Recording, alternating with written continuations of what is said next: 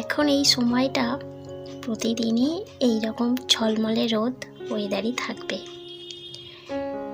তো খুবই ঝলমলে রোদ আছে, আবার মাঝে মাঝে একটু মেঘমেঘও করছে, কিন্তু বৃষ্টির আশা না করাই ভালো। প্রচণ্ড গরম পড়েছে বন্ধুরা। তো যাই হোক বন্ধুরা, আবার একটি নতুন ব্লগে তোমাদের সবাইকে স্বাগত এবং অনেক অনেক ভালোবাসা দিয়ে আজকের ব্লগটা শুরু করছি। তো দেখতেই পাচ্ছ আমি একেবারে ঘর মোছা আরম্ভ করে দিয়েছি।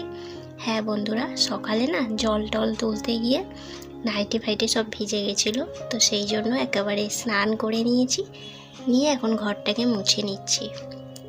ঘরটা এখন কোনো রকমে নেতা দিয়ে দিই, তারপরে সবজি টবজি কেটে আবার ভালো করে মোছা যাবে, কারণ সকালের ব্রেকফাস্টটা খাবো। খুব খিদেও পেয়ে গেছে, স্নান টান করতে এমনিতেই অনেকটা দেরি হয়ে যায়, আর সকালে খাবারটা না খেলে খুব দেরি হয়ে যায়, মানে পেটটা কেমন কেমন হয় আর কি, শরীরটাও কেমন কেমন করে। তো সেই জন্য একটু তাড়াতাড়ি খাওয়ার চেষ্টা করি, কিন্তু হয়েও ওঠে না। সকালবেলাটা অনেকটা ঝামেলা হয় আমাদের এই ঘরটা, প্রচুর ঝামেলা। তো যাই হোক, অনেক ঝামেলা নিয়েই ঘর সংসার করতে হয়। প্রত্যেকটা সংসারে কিছু না কিছু সমস্যা থেকেই থাকে। এই দেখো, যে সিমেন্টটা এখানে করেছিল চৌকাঠটা ইট পাটকেল দেখা যাচ্ছিল, তো ওটাকে সিমেন্ট করে বেশ ভালো দেখতে হয়েছে। এই দেখো, তো মাছ এনেছে আর ব্রেকফাস্টটা খেয়ে নিয়েছি। সেরকম কিছু না, সকালে একটা তরকারি করেছিলাম, ওই তরকারি দিয়ে মুড়ি খেয়ে নিয়েছি। তো মাছ এনেছে চারাপোনা মাছ, তো চারাপোনা মাছটাকে মাছ ঝোল করব আজকে। আর না কিছু সবজি টবজি দেবো না, পটল কিছুই দেবো না আজকে, শুধুমাত্র আলু দিয়ে পেঁয়াজ দিয়ে আর একটু আদা থেতে দিয়েছি, দিয়ে ঝোল বানাবো। এই ঝোলটা খেতে একদম পুরো হোটেলের মতো লাগে। এই ঝোলটা তোমরা করতে পারো বাড়িতে, আর এই গরমকালে কিন্তু অসাধারণ টেস্টি লাগে। তোমরা ভাবছো জ্যান্ত মাছ আবার পেঁয়াজ দেবে, একটুখানি পেঁয়াজ দিলে না বেশ ভালোই লাগে। আমি যেভাবে করছি সেভাবে যদি করো, দেখবে পুরো হোটেলের মতো খেতে লাগবে। মানে একদম মাছের ঝোলটা পুরো একদম মনে হবে পাক্কা রাঁধুনিই করেছে। তো মাছটা চলো ভাজা হয়ে গেছে। তো এইটাই হলো মেন, যে কড়ার মধ্যে তেলটা গরম হয়ে গেলে ওতে দিয়ে দেবে কালো জিরে। আমিও কালো জিরে দিয়ে দিয়েছি। অনেকে জিরে ফোড়ন দেয়, কিন্তু কালো জিরে ফোড়ন দিয়ে দেখো দারুণ টেস্টি লাগে। তারপরেই কিন্তু পেঁয়াজ দিয়ে দিয়েছি, আর পেঁয়াজটাকে একটু হালকা লাল করে ভাজবে, খুব বেশি লাল করে ভাজার দরকার নেই। হালকা লাল করে ভেজেই একই সঙ্গে এর মধ্যে আমি আলু দিয়ে দেব। আলুটা এখনই দিয়ে দিচ্ছি, তার কারণ আলুটাও পেঁয়াজের সাথে একটু ভাজা হয়ে যাবে। তো সব আলুগুলো আমি এরকম লম্বা লম্বা করেই কেটেছি। শুধুমাত্র আলু দিয়েই যদি ঝোল করতে হয় তাহলে এইরকমভাবে করো।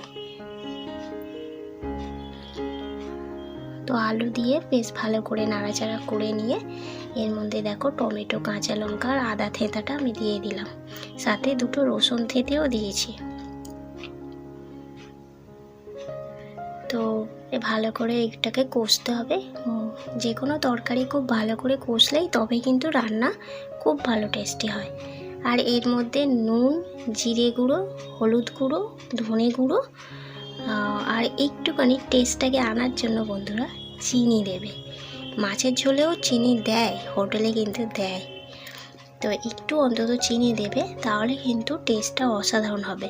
সাথে একটু জল দিয়ে কষছিলাম আমি, বেশ অনেকক্ষণ ধরে কষে তারপরে জল দিয়ে দিয়েছি। আমি যেহেতু একটু ঝোল ঝোল বানাবো, তো সেই জন্য জলটা এরকম দিয়েছি।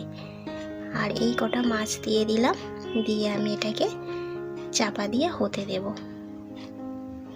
তো নুন, মিষ্টি, ঝাল সব স্বাদ মতো দিয়ে দেবে, যেরকম চিনি একদমই অল্প দেবে, টেস্টটা খুব ভালো আসে। দেখো মাছের ঝোলটা দেখে মনে হচ্ছে তো খুব টেস্টি হয়েছে বন্ধুরা, খুবই ভালো হয়েছে। আমি করেছি বলে বলছি না, সত্যি যদি তোমাদের খাওয়াতে পারতাম কী যে বলবো, এত ভালো হয়েছে। তো এই দেখো, আজকের ভাতটা না এই বাটি করে করেছি, ফ্যান ঝাড়তে গিয়ে খুব কষ্ট হয়েছে, মনে হচ্ছিলো হাতে ছাকা খাবো। যাই হোক, অনেক কষ্ট করে ফ্যান ছেড়েছি।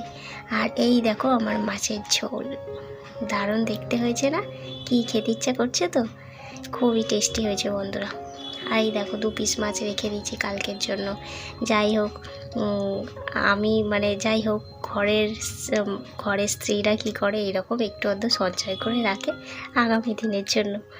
তো যাই হোক এই দেখো এই তরকারিটা সকালে করেছিলাম আলু ঢ্যাঁড়স আর কুঁদরি দিয়ে, খুব ভালো টেস্টি হয়েছে। নিরামিষ করেছি তবে হেভি টেস্টি হয়েছে। ওইটা দিয়ে একটু মুড়ি খেয়ে নিয়েছিলাম আর একটু ভাত পাতে খেয়ে নিলাম। আর খেয়ে দিয়ে না একেবারে বাসনটা মেজে নিচ্ছি। আর রান্না বান্না করে বাসন আমি আগে মেজে নিয়েছিলাম, সেই জন্য দেখো খাওয়া দাওয়ার পরে তো কোনো দিন বাসন মাজা দেখাইনি, আজকে একটু দেখালাম। কারণ দেখো কটা বাসন পড়ে আমাদের, একদমই বাসন পড়ে না। 2টো থালা হাতা আর ওই প্লাস্টিকের বাটিটা সবসময় আমাদের মাজতে দেখবে, কারণ ওর মধ্যে হাত পা ধুই। ধরো ভাত খেতে বসবো তখন ওর মধ্যে হাতটা একটু ধুয়ে নিই। হাত সাবান দিয়ে বাইরে থেকে মানে বাথরুম থেকে ধুয়ে গেলেও তবুও যেন একটু হাতে জল না দিলে আমাদের যেন কেমন কেমন লাগে। তো যেটা জল দিয়ে হাতটা ধুয়ে নিই। আমাদের ঘরে তো আর বেসিন টেসিন নেই, ওইটাই আমাদের বেসিন, প্লাস্টিকের বাটিটা। তো যাই হোক বন্ধুরা, গুড ইভিনিং। তো 4:30 বেজেই গেছে। তো এখন জল তোলার পালা। তো এখন জল তুলছি। আজকে পুরো মর্নিং থেকে ইভিনিং পর্যন্ত ব্লগটা শেয়ার করব। তো জল তোলো চুল তুলে নিই। তো প্রত্যেক দিন এই সকাল আর বিকেল কী যে ঝামেলা করতে হয়। সকালে অতটাও জল তুলতে লাগে না, বিকেলেই বেশি জল তুলতে লাগে। তার কারণ হচ্ছে সকালে জল তোলার পরে আমি কাজটা সেরে সব জল শেষ হয়ে যায়, সেই জন্য বিকেলে জলটা বেশি তুলতে হয়। আর বিকেলে জল তোলার পর তো সেরকমভাবে জলের কাজটা অতটা থাকে না, তো সেই জন্য বিকেলে মানে সকালে অতটা জল তুলতে লাগে না। আর এইদিকে দেখো আমার বড় জল তুলছে। ভেবো না যে আমি একাই সব জল তুলি, একদমই নয়। আমি খুবই কম জল তুলি, তোমাদেরকে এটাই বললাম যে আমি কম জল তুলি। আমার বড়ই কিন্তু বেশিরভাগ জলটাই তোলে। আমি বোতল আর ছোটোখাটো বালতিগুলোই তুলি, আর বড় বালতি ডাম ফাম যত কিছু আমার বরই তোলে। তো এখন এবার চা করব। তো আমার বরের জন্য 1 কাপ মতোই চা করব, কারণ আমার চা খেতে না একদমই ভালো লাগে না। তো শীতকাল হলে একটু অত খেতাম, কিন্তু যা গরম পড়েছে একদমই আমার ভালো লাগছে না। পুরো মানে এত ঘাম হচ্ছে, এইসব ঘামে আমার শরীরে যত মানে ভিটামিন আছে সবই মনে হয় বেরিয়ে যাচ্ছে। তো যাই হোক অনেকই সব বলছি আমি। তো চাটা হয়ে গেছে। এবার এই চাটা দুধ দিয়ে দিয়েছি। আর আমরা গুঁড়ো দুধেই চা খাই। আমরা বলতে আমার বর খায়, একটুখানি অন্তত দুধ দিতেই হবে, নইলে ও চা খেতে চায় না। তো মানে গুঁড়ো দুধটা, আবার মা ওই যে লিকুইড দুধটা ওটা আবার খেতে চায় না, কেন জানি না।